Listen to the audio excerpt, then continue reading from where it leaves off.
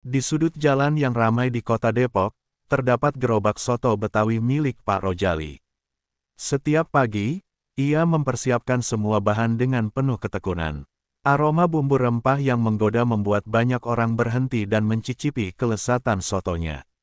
Pak Rojali, dengan wajah ramah dan senyum yang tulus, selalu melayani pelanggannya dengan sepenuh hati. Namun, di balik senyumnya, tersimpan beban pikiran yang berat. Pak Rojali berusia sekitar 40-an tahun, seorang suami dan ayah dari 2 anak. Meskipun usahanya cukup dikenal di lingkungan sekitar, pendapatan dari berjualan soto tidak pernah mencukupi untuk memenuhi kebutuhan keluarganya. Ia sering kali merasa frustrasi ketika melihat anak-anaknya yang ingin bersekolah di tempat yang lebih baik, sementara uang yang ia hasilkan hanya cukup untuk makan sehari-hari. Setiap malam, ia duduk termenung di teras rumah kecilnya, memikirkan bagaimana cara memberikan kehidupan yang lebih baik bagi keluarganya. Suatu malam, saat Pak Rojali sedang menyapu halaman, ia bertemu dengan Sobari, teman lamanya dari masa sekolah. Sobari tampak berbeda, dengan penampilan yang lebih rapi dan aura kesuksesan yang jelas terpancar darinya. Mereka berbincang-bincang, dan Pak Rojali tidak bisa menahan rasa ingin tahunya tentang bagaimana Sobari bisa mencapai kesuksesan. "Rojali, kamu masih jualan soto. Kenapa tidak mencoba sesuatu yang lebih besar?" tanya Sobari sambil tertawa. Pak Rojali hanya tersenyum. "Apa maksudmu? Usaha ini sudah cukup untukku." Sobari menggelengkan kepala. "Kau harus tahu, ada cara lain untuk mendapatkan kekayaan dengan cepat. Pesugihan, misalnya." Mendengar kata itu, Pak Rojali merasakan keraguan menghampiri. Ia tahu bahwa pesugihan seringkali dikaitkan dengan hal-hal mistis dan berisiko. Namun, Sobari melanjutkan, "Aku juga awalnya ragu, tapi lihatlah sekarang. Aku bisa punya segalanya, hanya butuh keberanian untuk mengambil langkah itu." Kata-kata Sobari bergaung di pikirannya. Ia tidak bisa melupakan bagaimana Sobari menceritakan tentang ritual-ritual yang dilakukan, tentang dukun yang memiliki kekuatan untuk memberikan kekayaan. Meskipun hatinya menolak, keinginan untuk memberikan kehidupan yang lebih baik bagi keluarganya terus menggerogoti pikirannya. Beberapa hari kemudian, Pak Rojali kembali ke rutinitasnya. Namun, kali ini pikirannya dipenuhi dengan gambaran tentang kekayaan. Ia membayangkan anak-anaknya belajar di sekolah terbaik, istri yang tidak lagi khawatir tentang kebutuhan sehari-hari, dan rumah yang nyaman untuk mereka tinggali. Harapan itu semakin membesar, dan ia mulai mempertimbangkan tawaran Sobari. Keinginan untuk sukses membuatnya mengabaikan suara hati yang memperingatkan tentang risiko pesugihan. Ia merasa terjepit antara harapan dan kenyataan. Setiap kali melihat anak-anaknya, rasa bersalah menyergapnya. Apakah ia harus mengambil jalan yang tidak pasti itu, atau tetap bertahan di jalur yang sudah ia kenal? Suatu malam, setelah berjualan, Pak Rojali memutuskan untuk mencari informasi lebih lanjut tentang pesugihan. Ia mendengarkan cerita dari orang-orang di sekitarnya, beberapa dengan nada penuh harap, sementara yang lain memperingatkan bahaya yang mengintai.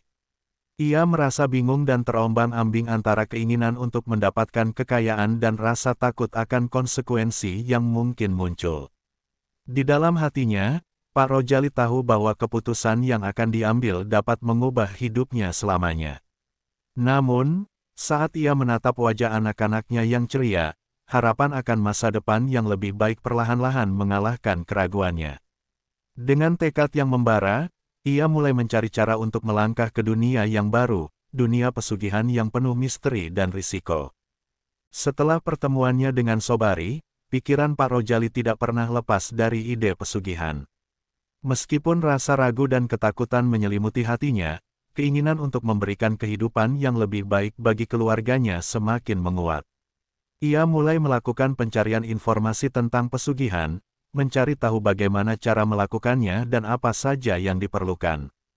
Suatu malam, Pak Rojali memutuskan untuk mendatangi dukun yang dikenal di desanya. Dukun ini, yang bernama Ki Suro, memiliki reputasi sebagai seseorang yang mampu membantu banyak orang memperoleh kekayaan dengan cara-cara yang tidak biasa. Dengan hati yang berdebar, Pak Rojali memasuki rumah Kisuro yang dikelilingi oleh berbagai simbol dan patung yang menakutkan. Kisuro menyambutnya dengan tatapan tajam dan senyum misterius. "Apa yang kau cari, Rojali?"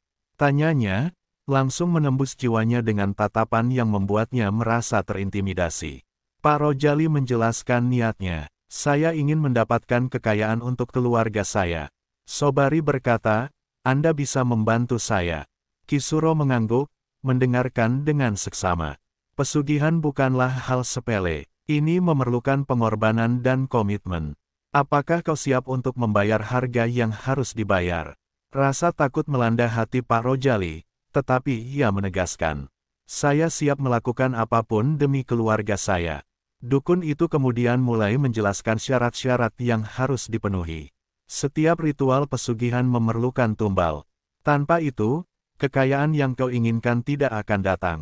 Tumbal itu bisa berupa sesuatu yang berharga, atau bahkan jiwa.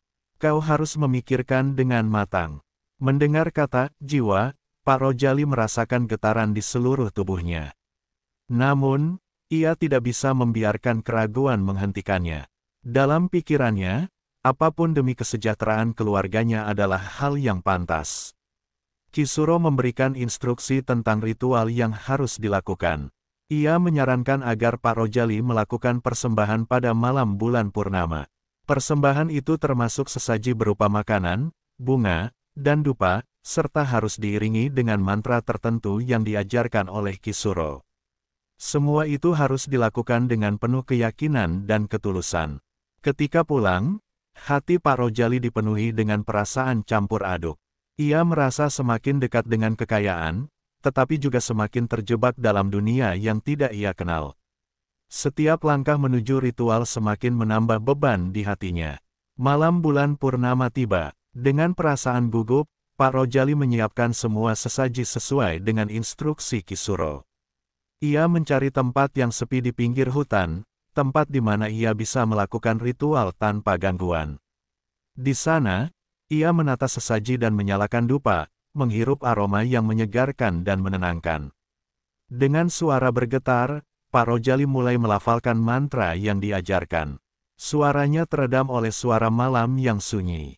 Saat ia mengucapkan kata-kata, ia merasakan angin dingin berhembus, seolah ada sesuatu yang merespons panggilannya. Tiba-tiba, bayangan samar muncul di depannya. Pak Rojali merasa jantungnya berdegup kencang. Ia tidak tahu apakah ini adalah bagian dari ritual atau hanya imajinasinya. Namun, ia melanjutkan ritual dengan penuh harapan. Ia membayangkan wajah anak-anaknya yang ceria, dan harapan masa depan yang lebih baik. Setelah selesai, Pak Rojali merasa seolah beban di pundaknya sedikit terangkat. Ia pulang dengan rasa optimis. Namun, di satu sudut hatinya, keraguan masih mengganggu. Apa yang telah ia lakukan? Apakah semua ini akan berujung baik atau justru sebaliknya? Hari-hari berlalu setelah ritual itu, dan Pak Rojali mulai merasakan dampak dari pesugihan yang dijalankannya. Pelanggan sotonya meningkat pesat. Ia mendapatkan tawaran bisnis yang tidak pernah ia bayangkan sebelumnya. Uang mulai mengalir, dan ia merasa hidupnya berubah. Namun, di balik kesuksesannya, ada sesuatu yang tidak beres. Rasa tidak nyaman mulai menghinggapi hatinya.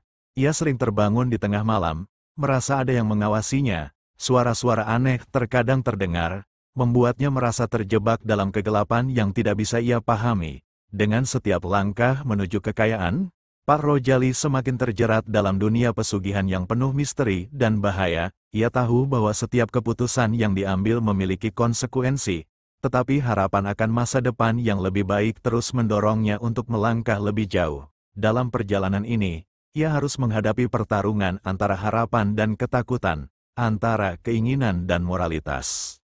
Kekayaan yang Pak Rojali impikan akhirnya menjadi kenyataan.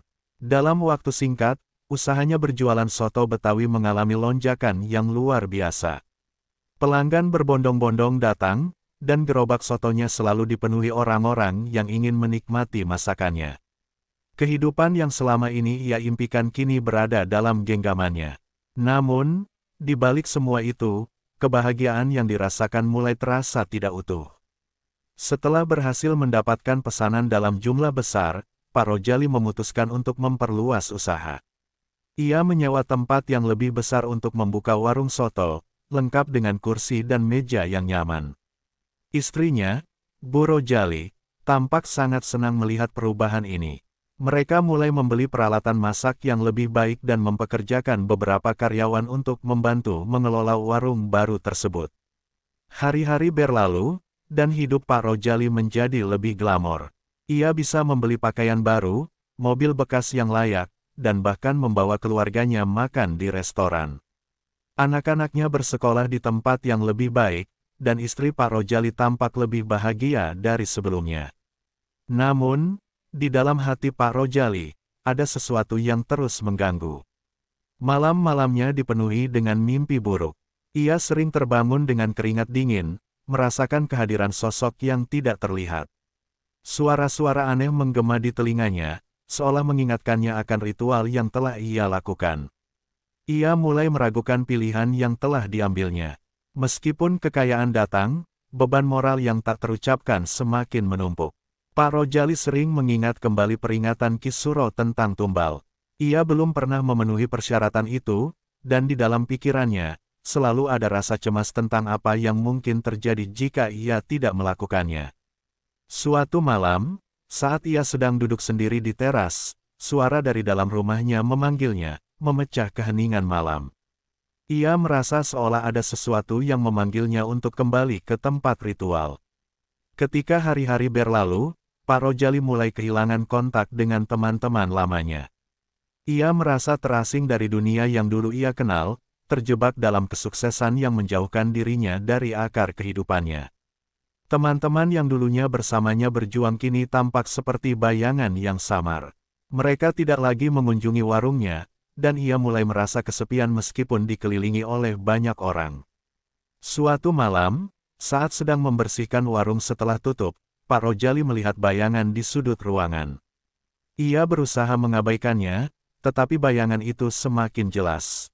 Dengan hati berdebar, ia mendekat dan menemukan patung kecil yang tidak ia ingat pernah dibeli. Patung itu menyerupai sosok yang pernah ia lihat dalam ritualnya.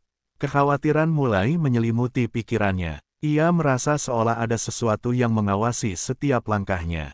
Pekerja di warung mengeluh tentang suara aneh yang mereka dengar saat tengah malam, dan beberapa dari mereka mulai merasa tidak nyaman untuk bekerja di tempat itu. Pak Rojali mencoba menenangkan mereka, tetapi hatinya penuh dengan ketidakpastian. Meskipun semua ini terjadi, Pak Rojali berusaha meyakinkan dirinya bahwa semua yang ia lakukan adalah demi keluarganya. Ia terus fokus pada bisnis dan berusaha untuk tidak terpengaruh oleh hal-hal yang tidak dapat ia jelaskan. Namun, di dalam dirinya, rasa bersalah semakin menggerogoti. Ia tahu bahwa ada harga yang harus dibayar untuk setiap kesuksesan yang diraihnya. Keberhasilan yang didapatkan membuatnya merasa bangga, tetapi di sisi lain, ia merasa terjebak dalam satu siklus yang tidak bisa ia hentikan. Ia menghabiskan waktu lebih banyak di warung, mengabaikan keluarganya demi mengejar kesuksesan yang tampak di depan mata. Meskipun uang mengalir deras, kebahagiaan sejati mulai menjauh dari hidupnya. Suatu malam, saat ia pulang dari warung, Pak Rojali merasa ada sesuatu yang tidak biasa. Jalanan yang biasanya ramai sepi, dan udara terasa lebih dingin dari biasanya. Di tengah perjalanan, ia melihat sosok yang berdiri di pinggir jalan. Sosok itu tampak familiar, namun wajahnya samar. Ketika ia mendekat, sosok itu menghilang, meninggalkan rasa takut yang mendalam. Kekhawatiran dan ketidakpastian mulai merasuki jiwanya. Ia merasa seolah sedang berjalan di atas tali yang tipis, di antara kekayaan dan kehampaan. Meskipun hidupnya terlihat sukses dari luar, di dalamnya ada pertempuran yang terus berlanjut. Kebahagiaan yang diperoleh terasa seperti ilusi, dan Pak Rojali mulai menyadari bahwa ada konsekuensi dari setiap pilihan yang diambil. Dalam perjalanan menuju kekayaan, ia harus menghadapi kenyataan pahit bahwa kadang-kadang, apa yang tampak sebagai berkah bisa menjadi kutukan. Kebahagiaan yang diraihnya berbalik menjadi ketakutan yang menghantuinya. Dengan setiap langkah, ia semakin terjebak dalam jaring pesugihan yang ia pilih, dan pertanyaan tentang harga yang harus dibayarnya semakin berkecamuk dalam benaknya. Kehidupan Pak Rojali yang semula dipenuhi kebahagiaan kini mulai suram. Kesuksesan yang ia raih melalui pesugihan terasa semakin berat, seolah setiap uang yang didapatkan membawa serta beban yang tidak terlihat. Mimpi buruk yang menghantui malam-malamnya semakin sering, dan suara-suara aneh kian jelas terdengar. Ia merasa terjebak dalam sebuah labirin yang tidak bisa ia keluar. Suatu malam setelah menutup warung, Pak Rojali duduk merenung di teras rumahnya. Tiba-tiba, ia dikejutkan oleh suara ketukan halus di pintu. Dengan hati berdebar, ia membuka pintu dan menemukan seorang pria tua berpakaian serba hitam. Wajahnya terlihat lelah, dan matanya menyiratkan banyak cerita. "Namaku Kisuro," kata pria itu, suaranya dalam dan tenang. "Aku datang untuk memperingatkanmu tentang konsekuensi dari pilihanmu." Pak Rojali merasakan jantungnya berdegup kencang. "Apa maksud Anda?" Kisuro melangkah masuk dan duduk di kursi. "Kekayaan yang kau dapatkan bukanlah hasil dari kerja kerasmu, tetapi dari pengorbanan yang belum kau lakukan. Tumbal yang kau abaikan akan meminta bayaran." Perasaan cemas menyelimuti Pak Rojali. "Tapi saya sudah berusaha keras. Saya melakukan segala yang diperintahkan. Apa yang harus saya lakukan sekarang?" Kisuro menggelengkan kepala. "Berhati-hatilah. Setiap tindakan memiliki konsekuensi. Jika kau tidak ingin kehilangan segalanya, kau harus memenuhi janji yang telah kau buat." Kata-kata Kisuro terus menghantui pikiran Pak Rojali. Ia mulai merasa terjebak dalam ketidakpastian. Keesokan harinya, ia pergi ke pasar untuk berbelanja, tetapi semua terasa berbeda. Suasana pasar yang biasanya ramai kini terasa kelam, seolah ada sesuatu yang mengintai di balik keramaian. Saat ia memilih bahan-bahan untuk sotonya, tiba-tiba ia mendengar bisikan.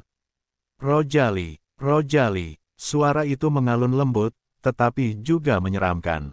Ia menoleh ke belakang, tetapi tidak ada siapa-siapa. Rasa takut mulai merayapi hatinya. Setelah kembali ke warung, Pak Rojali berusaha menenangkan diri.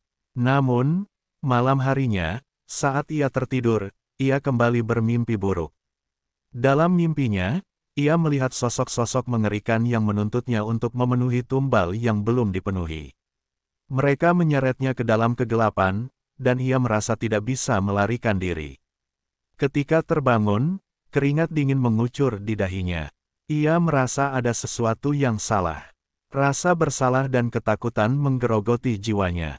Ia tahu bahwa ia tidak bisa terus mengabaikan peringatan Kisuro. Ia harus melakukan sesuatu sebelum semuanya terlambat. Pak Rojali memutuskan untuk mencari cara memenuhi tumbal yang belum terpenuhi. Ia mulai mengumpulkan informasi dari orang-orang di sekitarnya. Namun, setiap kali ia mendengar cerita tentang tumbal, ia merasa semakin ngeri.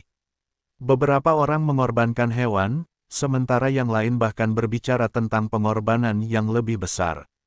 Ia merasa terjebak antara keinginan untuk mendapatkan kekayaan dan rasa kemanusiaan yang mengingatkannya akan nilai-nilai moral. Setelah beberapa hari mencari, Pak Rojali akhirnya menemukan seorang penjual hewan di pinggir kota. Ia berencana untuk membeli seekor ayam sebagai tumbal. Namun, saat ia menghampiri penjual, ia merasakan getaran aneh di dalam dirinya. Suara bisikan kembali terdengar, "Apa yang akan kau korbankan?"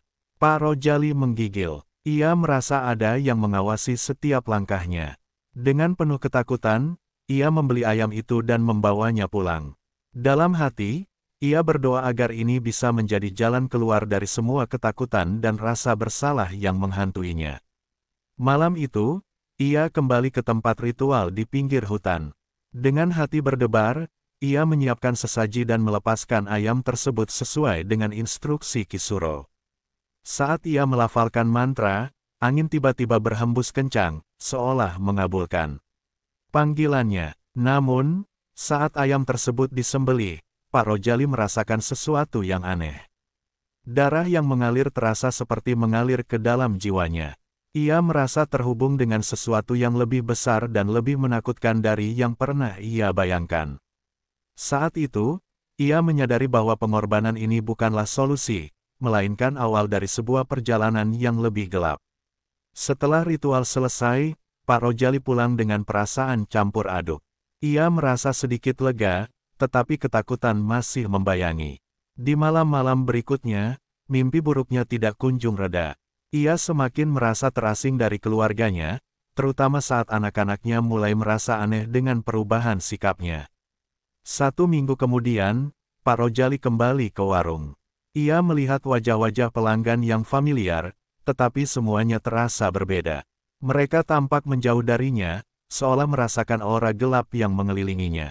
Rasa cemas dan ketidakpastian semakin mengganggu pikirannya, dan ia merasa terjebak dalam jaring yang ia buat sendiri. Ketika malam tiba, Pak Rojali merasa ada sesuatu yang lebih dari sekadar ketakutan yang mengintainya. Ia mulai menyadari bahwa pesugihan bukan hanya sekadar ritual dan tumbal, tetapi juga sebuah ikatan yang akan menentukan nasibnya. Konsekuensi dari pilihan yang diambil kini menjadi nyata, dan ia harus menghadapi kenyataan pahit bahwa tidak ada jalan keluar dari jaring yang telah ia rajut. Dengan setiap langkah, ia semakin terperangkap dalam kegelapan.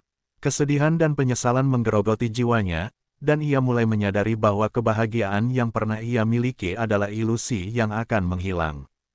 Pesugihan yang ia harapkan menjadi jalan keluar kini justru menjadi kutukan yang menghantui setiap langkah hidupnya. Hari-hari yang dilalui Pak Rojali semakin terasa berat. Kebahagiaan yang semula diimpikan kini berbalik menjadi mimpi buruk yang tak kunjung usai.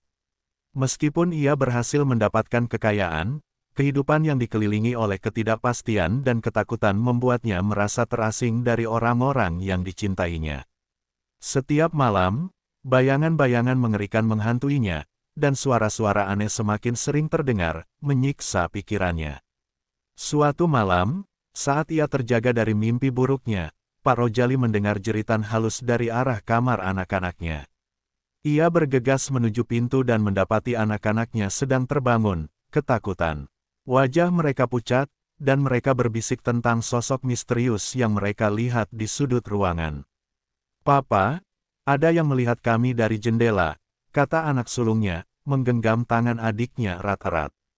Rasa bersalah menyelimuti hati Pak Rojali.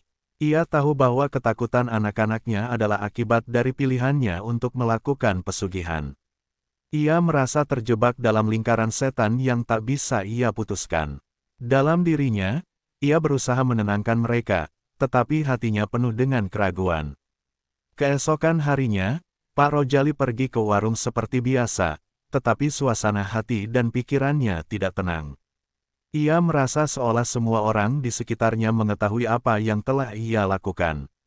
Pandangan mereka yang dulunya hangat kini terasa dingin dan menghakimi. Ketika ia berinteraksi dengan pelanggan, senyumnya terasa dipaksakan, dan canda tawanya tidak lagi mengalir dari hati. Di tengah kesibukan, Pak Rojali teringat akan Kisuro dan peringatan yang pernah diberikan.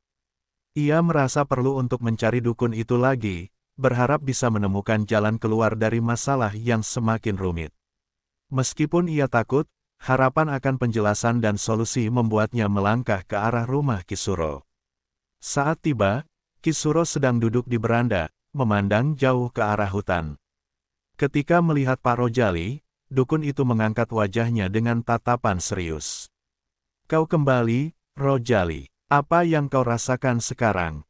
tanya Kisuro. Pak Rojali menundukkan kepala. "Saya merasa terjebak. Semua ini tidak seperti yang saya bayangkan. Saya ingin mengakhiri semua ini." Kisuro mengangguk, seolah sudah menduga. "Kekayaan yang kau raih tidak akan pernah membawa kebahagiaan jika kau tidak memenuhi janji. Kau harus mengorbankan sesuatu yang lebih berarti." Kata-kata itu terasa seperti palu yang menghancurkan harapan Pak Rojali. "Apa yang harus saya lakukan? Saya tidak mau kehilangan keluarga saya." Dukun itu memandangnya dalam-dalam. "Kadang, kita harus menghadapi konsekuensi dari pilihan kita.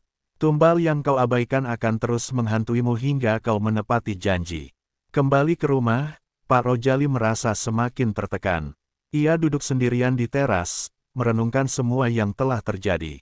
Ia teringat akan masa-masa sederhana ketika ia hanya seorang penjual soto, tidak memiliki kekayaan, tetapi hidup dengan bahagia dan damai. Anak-anaknya tertawa, istrinya tersenyum, dan mereka hidup dalam kebersamaan. Satu malam, keputusan untuk memenuhi tumbal semakin mendesaknya. Ia pergi ke hutan, tempat di mana ritual pertama kali dilakukan, dengan harapan bisa menemukan jawaban. Di dalam kegelapan, ia merasakan dingin yang menusuk. Suara hutan yang biasanya menenangkan kini terdengar menakutkan. Dengan langkah berat, Pak Rojali menyiapkan sesaji, termasuk ayam seperti yang ia lakukan sebelumnya. Namun, saat ia hendak melakukan ritual, perasaan ragu menyelimutinya.